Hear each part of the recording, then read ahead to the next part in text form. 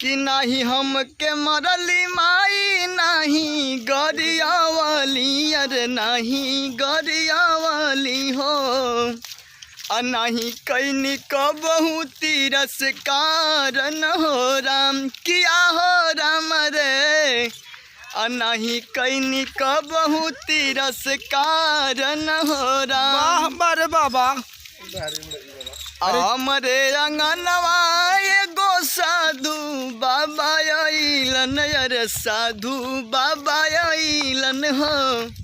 हमरो नयनवा दिहल खोलन हो राम, रामा हो राम रे। हमरो नयनवा दिहल खोलन हो राम। ए भैया लोग आशा नहीं पूरा विश्वास बा कि आप लोग बहुत प्यार दुलार दी हैं।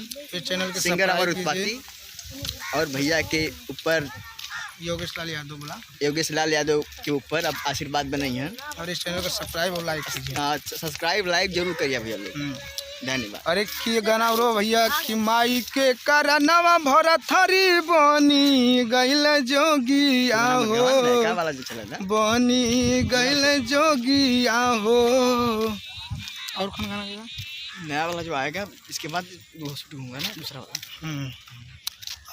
हर हर महादेव जय भोजपुरिया समाज। आप गाना को लाइक और कमेंट शेयर कीजिए। देखिए अपने गांव में हम लोग शूट कर रहे हैं और देख सकते हैं कैमरा मैन आगे जा रहे हैं, सब हमारे भाई लोग हैं, आप देख सकते हैं।